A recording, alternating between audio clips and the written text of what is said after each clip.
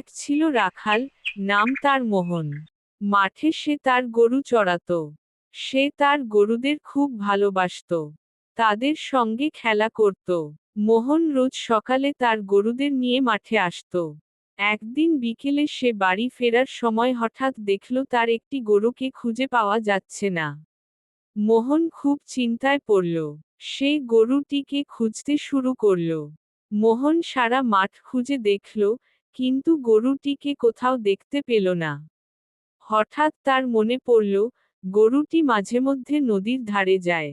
মোহন দ্রুত নদীর দিকে দৌড় দিল। দেখল, গরুটি নদীতে আটকে আছে এবং ভয়ে চিৎকার করছে।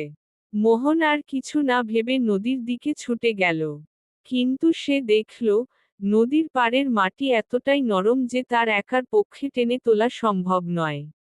মোহন তখন তার অন্য গরুগুলোকে ডাকল।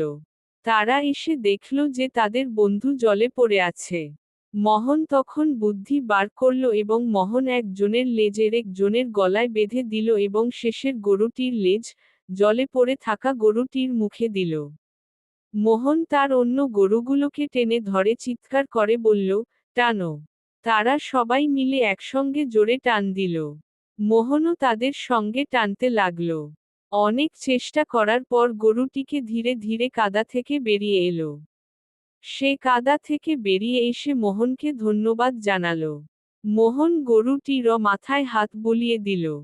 এবং মোহন তার সব গরুকে নিয়ে গ্রামের দিকে ফিরে এলো। পথে তার মনে হচ্ছিল, তার গরুরা শুধু তার পালিত পশু নয়, তারা তার সত্যিকারের বন্ধু। তো বন্ধুরা, আমরা এই গল্পটি থেকে এই শিখলাম যে ভালোবাসার সম্পর্ক কেবল মানুষের মধ্যেই সীমাবদ্ধ নয়, পশুদের মধ্যেও সেই সম্পর্ক গড়ে তোলা যায়। তাই কখনো আমাদের কোনো পশুদের ওপর অত্যাচার করা উচিত নয়, তাদেরও নিজেদের জীবন আছে।